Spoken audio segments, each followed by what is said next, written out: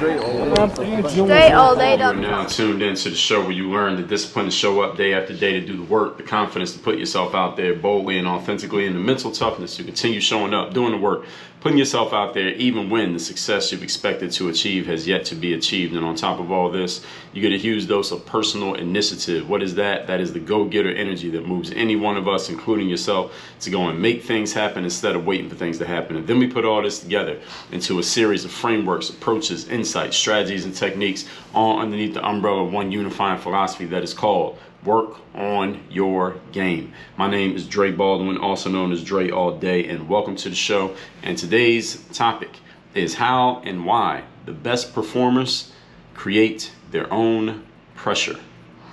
We will get to, of course, as usual, explaining why this is the topic here today and what to do with it in a moment. But first of all, let me remind everybody or inform you that I have a daily motivation text message. Yes, daily. And yes, motivation every single day that I send out to everyone who is in my texting community. You can get in my texting community for free. Yes, you can get it for free. Let me tell you how to do it. All you got to do is text me up my number, which I'm going to give you in 1 second. And every morning when I send out that daily motivation text, you will get a message straight to your phone that is guaranteed, yes, guaranteed, to keep you focused, sharp, and on point. So here's the number. It is 305-384-6894. So on your phone, which is in your pocket or in your hand right now, just send a text to that number. And every day when I send out the daily motivation, if you miss today's, then you'll get tomorrow's, but every 24 hours you'll get that message, roughly. And you'll be able to, even if you want, you can actually respond to one of those messages, any one of those messages, and you'll be talking directly to me. I don't outsource the responses to anyone. I actually respond to people in my text community. Ask somebody who's already in it and they will confirm this. So anyway, let's get into our topic here today. Again, how and why the best performers create their own pressure. First, let's get some definitions of the word pressure. Word pressure is defined as continuous physical force exerted on or against an object by something in contact with it. Now, that's what pressure means. And I want to tell you what kind of pressure I'm really talking about here today. This is not the negative kind of pressure that maybe causes you to be stressed out or cause you to be 25 but you're 45. Not that kind of stress, not that kind of pressure. I talked about eustress in episode number 1348. Eustress is actually a real thing. A lot of people are not familiar with it. You're familiar with the word stress, and you're familiar with distress. Distress is the kind of stress that cause you to have to go to therapy and feel all mentally beat up. Eustress is stress, but it's kind of the opposite form of stress. The definition of eustress is moderate or normal psychological stress interpreted as being beneficial for the experiencer. So for example, when you go to the gym and you lift weights, you know that you're putting your body under stress, but you're doing it on purpose. And you like that kind of stress because you know that stress is actually going to actually make you better. It's the kind of stress that you see as beneficial, or pushing yourself to work harder at something. You know it's going to be hard during that moment when you're pushing yourself, but you are looking forward to doing it because you believe on some level that it's going to make you better. So this is the good kind of stress, okay? So this is the kind of stress that you want. And what I'm talking about here today is how the best performers put themselves into a state of eustress more consistently than others, and how they do it. So this is a good kind of stress that makes you better in the long run. You're happy to undergo it. Let's talk about it. Point number one. Today's topic again is how and why the best performers create their own pressure. Number one, the top performers never wait for life to put the pressure on them.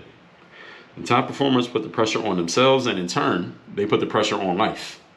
The top performers, they take the initiative and they put it on themselves. Initiative means initiate. What does initial mean? The word initial. When somebody says put your initials on this document, what are they telling you? They're telling you put the first letter of your first and last names on this document. So taking initiative means being the one who goes first. The great thing about this kind of stress that you put on yourself is that it actually ceases to be stress because it becomes normal to you and you get used to it.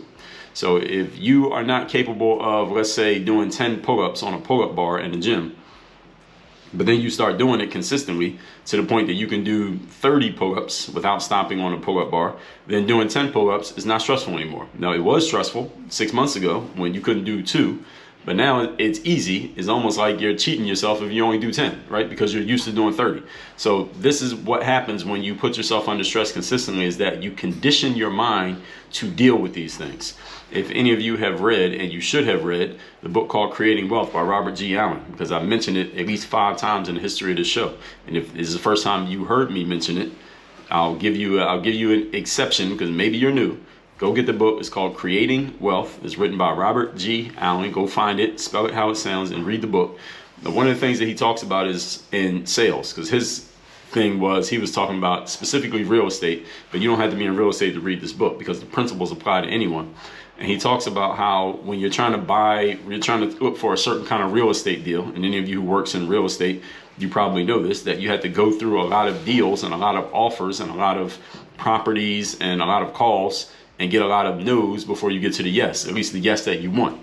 And Robert talks about how when you start doing this and you're making those calls and you're asking and you're cold calling and all this stuff, you're going to get told no so many times that you get conditioned to deal with it. You get calloused. He doesn't use the word condition. He uses the word callous specifically. He says the no's just start rolling off your back. They don't bother you anymore. Maybe the first 2 or 3 no's bother you a lot. But when you get to about the 40th no, it doesn't bother you anymore because you've heard it so many times that you're not distressed by the feeling. All you know is that every no is getting you closer to a yes. So that person said no, all right, forget them, let's move on to the next one. You discard it like you discard some old chewing gum and you move on to the next one. And that's what happens when you put yourself intentionally in the line of eustress. Again, this is the good kind of stress. So you might not like being told no, but you know it's a good kind of stress because it's getting you closer to somebody saying yes, and you getting the kind of business deal that you want to get. It's the exact same thing you do with yourself. Again, when you go to the gym, when you tell yourself, all right, it's 6 o'clock, I'm tired, but the alarm went off, let me get myself out of this bed. That's eustress. You get used to it to the point that now it becomes a normal way of operating. The people who perform at the highest levels, they just condition themselves to operate at that level all the time. That's why it seems so amazing that they're performing at that level. The thing is, they just train themselves to do it. They tell themselves, this is what I'm going to do. And then they do it so often that they start to make it look normal.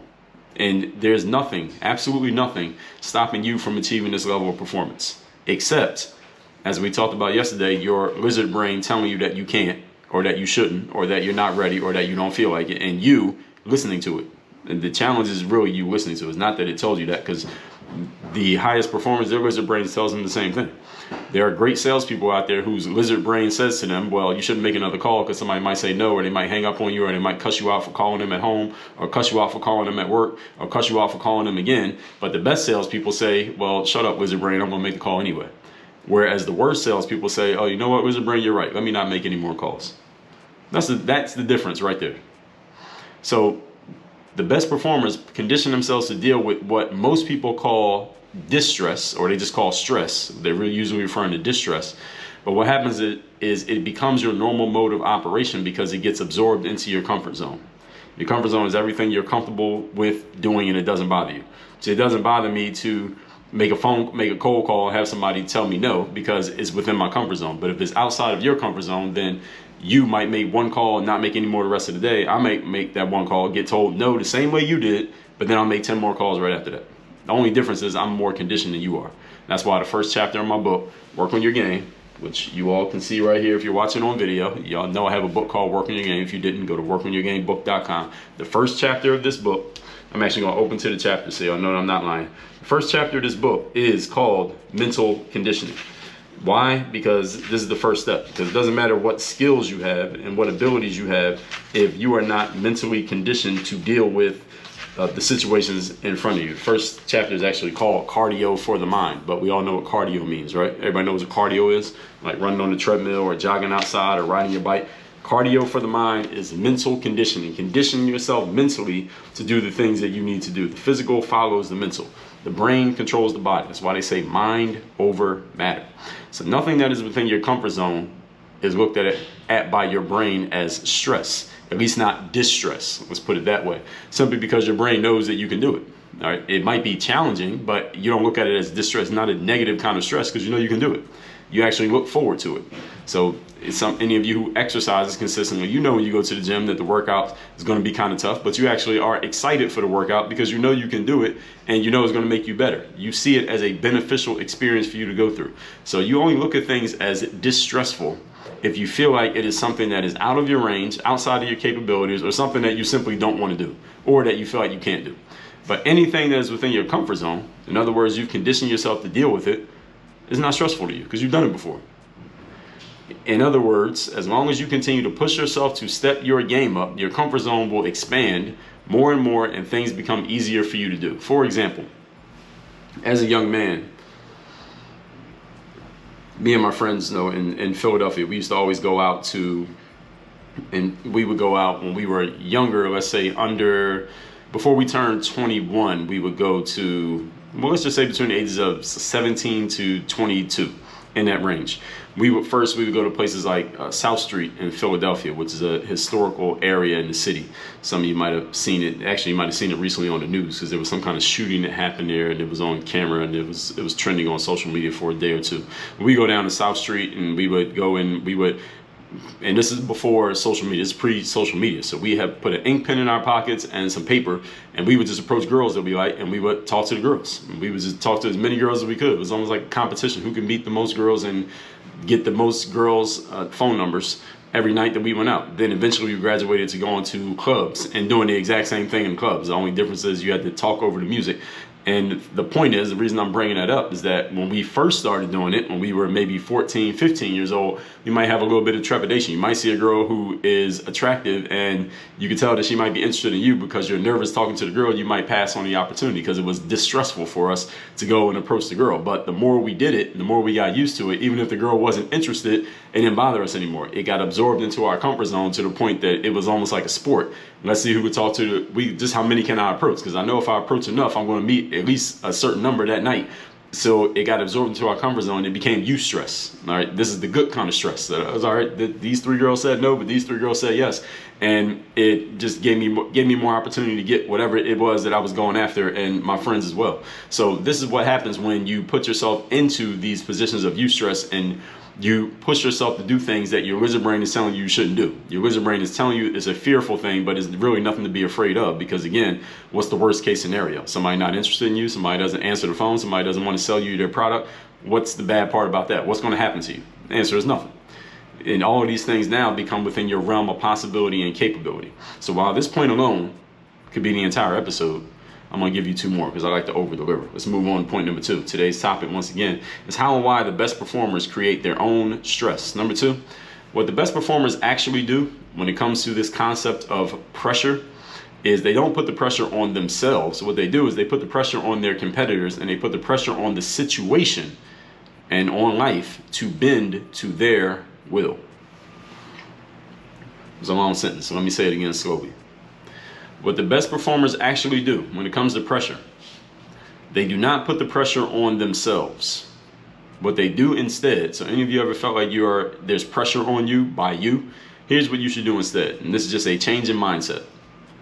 Put the pressure on your competitors, or put the pressure on the situation, or put the pressure on life itself, and force those elements to bend to your desires, to bend to your will. Now, how do you do this? Is by you, first of all, doing what we talked about in point number 1, conditioning yourself to perform at a certain level. And because you're conditioned to perform at that level, the circumstance starts to matter less, and your decision of what you're going to do starts to matter more. That's how the best performers use pressure. They look at the circumstance and they look at themselves and their decision of what they're going to do, and their decision of what they're going to do has more weight than the circumstance has over them.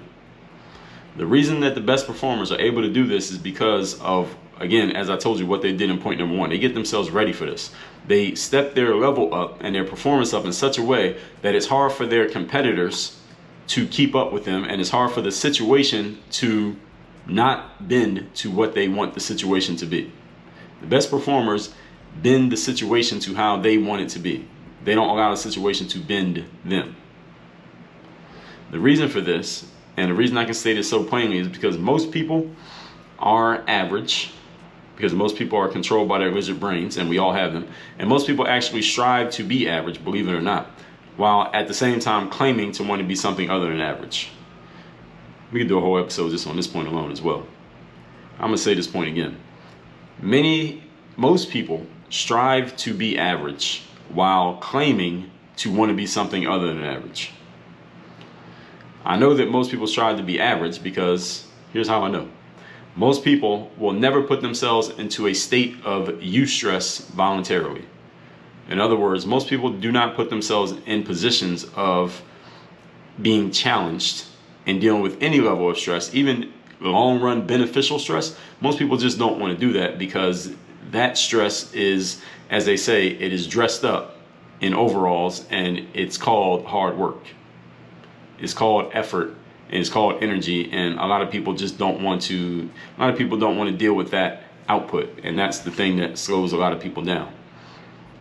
Most people are simply allergic to involuntary eustress, and because of their aversion to this involuntary eustress, they can never get to the point that what many of us look at as quote unquote hard work. They never get to the point where the hard work becomes easy, simply because they never put themselves under the eustress that would make the hard work easy tomorrow. They don't put themselves in that space. So for example, I'm recording this episode in the middle of the summer in Miami. Any of you who have lived in South Florida in the summertime, or been in South Florida in the summertime, you know that it's kind of like the weather out here.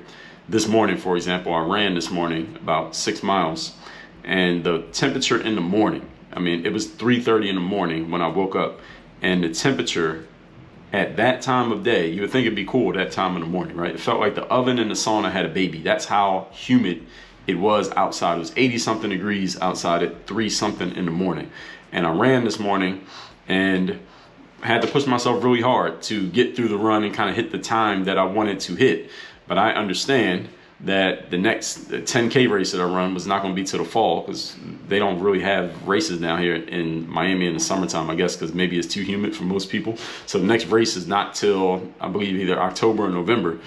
But the thing is, if I can condition myself to hit the numbers that I want to hit in the summer, in the middle of this humidity, but then we get to November when the humidity is gone and the air is much thinner and is much easier to run because it's easier to breathe, all right, imagine what numbers I can hit then. See, so I'm willing to put myself under the eustress today to make it very, very easy tomorrow. All of this becomes part of my comfort zone for tomorrow. Many people never do anything that they know is going to push them out of their comfort zone, because the lizard brain is always trying to keep you in the comfort zone. This is why most people who need coaching don't get coaching. Simply because coaching is going to push you out of your comfort zone. It's going to put some eustress on you, and a lot of people don't want to do that. This is why most people who need to step their game up don't step their game up. This is why most people say that they know they need to do something, need to do X, Y, Z, but they never do X, Y, Z. Simply because the lizard brain is holding you back from doing it. Your conscious mind knows that you need to do it. That's how you're able to verbalize it. Dre, I know I need to be more disciplined, consistent, efficient, and productive. I hear this every single day from people. All right, why are you not doing it? What's stopping you from doing it? And usually people have some kind of answer. It usually sounds like the same thing. I just haven't been doing it. I get lazy. I have a fear of failure. I hold myself back. I do it a little bit, then I stop doing it. I really don't know. I don't have a plan or a strategy for getting it done. Usually people don't say that, but that's usually the problem. It's always the same answers over and over again. Simply because people haven't grasped these concepts that I'm talking about here today on a emotional level. That you understand these on a logical level. And I mean, you understood them on a logical level before I even said them. You don't understand on an emotional level, because if you did, then you would understand that appointing yourself as the person to help you figure it out clearly does not work. You've had 27 years, 35 years, 46 years to do it on your own. Clearly, that ain't working. So what are you going to do? See, it's not because you're not aware of it, and it's definitely not because you're incapable. It's because you are unwilling. That's the reason why you're not doing what you want to do. You are unwilling. And understand, when I say unwilling, this is not a motivation thing. It's a strategy thing. See, when you put the right strategies in place, you don't even have to be willing. All you got to do is follow the strategy, and you'll get to where you want to get to. The challenge for a bunch of you is that it's not what you tell yourself to do. It's not just you by yourself, rather, is a better way of saying it. It's not just you by yourself who's going to help you get this done. And what is interesting, and this could be a whole topic unto itself that is kind of unrelated to what I'm talking about here today, but it fits this point, is that the interconnectedness that we all have here today, the way that we can all connect to pretty much anyone, has actually caused more people to be more of a solo show, trying to do everything by yourself, than the intended purpose of social media. I would think the intended purpose of social media was to cause people to socialize more. What happens is people have replaced in-person socializing with what you call socializing on the internet, but what really it does is it makes people more isolated. So people are trying to do everything by themselves without actually making real connections. And when you don't have those real connections in the form of a program, a coach, accountability partners, then your lizard brain is going to dominate your thoughts. I don't care how smart or motivated you think you are. Again, look at your own situation. You can see this in action. The best performers put themselves in uncomfortable situations on purpose, but it's eustress type of discomfort, not distress. And because of that, they're different than most everyone else. Point number 3. So how do you get started with all this? Topic once again today is how the best performers, how and why the best performers put the pressure on themselves, how they control pressure and don't allow pressure to control them. A simple tool that you can use starting today. Do one thing that is out of your comfort zone every day. Can you do that? Just one thing every day. Do something that's out of your comfort zone. If it's out of your comfort zone to approach a pretty girl or a guy at Starbucks and strike up a conversation, do it. It doesn't have to be a long conversation. It can be, hello, how are you? They respond. Usually people will respond and at least say hi. And then say at least one more thing. There's a conversation. Now, whether they engage with you or not is anybody's guess. But if that makes you uncomfortable, just thinking about what I just said, okay, that's exactly what you need to do. If it's out of your comfort zone to call someone as opposed to texting them, do it. If it's out of your comfort zone to make a selfie video and post it to your Facebook or your Instagram, do it. If it's out of your comfort zone to have a conversation that you know might be uncomfortable because maybe you have something to say to somebody that might disappoint them, but you know you need to say it, then do it. Or if you have some conflict situation with a person that you otherwise would have ignored and maybe hope that it went away or just act like it didn't happen, and both of y'all are like that, both of you are kind of being passive with it, have the conversation. Whatever it is that's out of your comfort zone, do that. High performance can perform at a high level, high performers can perform at a high level simply because they get themselves used to doing things that were uncomfortable for them, but now they're easily within their range because they've done them so many times. High performance is not just some random thing. It is not some talent lottery for people. It is these people have done the work to get themselves ready to perform at that level. Now, you might not know about all the work, but the work has been done. The only difference between you and a high performance reputation is how often you are willing to deal with things that are out of your comfort zone, which in turn stretches the comfort zone. So if you want the comfort zone to expand, you must do it on purpose. It expands by demand. That's how you get better, and how excuse me, is how you use pressure as a top performer. Let's recap today's class, which is how and why the best performers create their own pressure. Listen to episode 1348. We talked about eustress. Point number 1, the top performers never wait for life to put pressure on them. They take initiative, they put it on themselves. And this is eustress. This is the good kind of stress, not distress, kind of stress that breaks you down and makes you feel old, but eustress, the kind of good stress that gets you on a high vibration and makes you feel unstoppable and unbeatable because you've challenged yourself and you actually met or even exceeded the challenge. So when you condition yourself to deal with things, they become part of your comfort zone. The more you can expand that comfort zone, the higher your level of competency, the more things you can achieve. Point number 2, what the best performers actually do when it comes to pressure is not put it on themselves. What they do is they put it on their competitors, they put it on the situation, and they force those things to bend to their will. That's the reason why they're able to do this, because they follow what I just told you in point number 1. They step up their level of performance in such a way that nobody can keep up with them, and they force the situation to bend to what they want. The challenge for most people is that they will not do anything that will push them out of their comfort zone because it feels uncomfortable. All right, that's the very point of the comfort zone's existence. That's the very point of the lizard brain. The lizard brain's job is to keep you in your comfort zone, doing things that make you feel good and that you are okay with and that you know exactly what's going to happen. The challenge with that is for you to expand in life, you need to throw those away and leave them behind. This is why many people say they need to do X, but they never actually do X, not because they're not conscious of X. They're talking about it, so clearly you're conscious of it.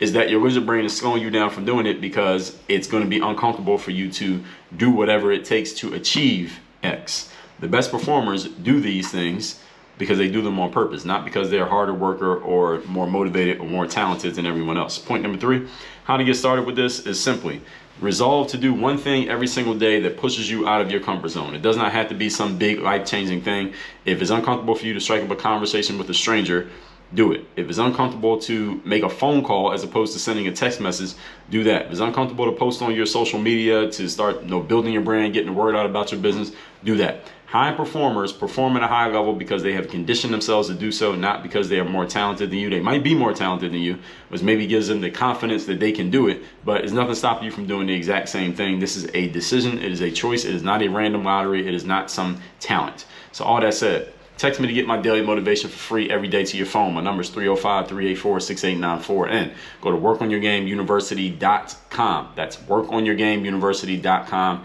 to get into my coaching programs, to work with me one-on-one. There's a link there to schedule a call with me and to see everything that goes into my program. Again, that's workonyourgameuniversity.com. Work on your game. Dre all day.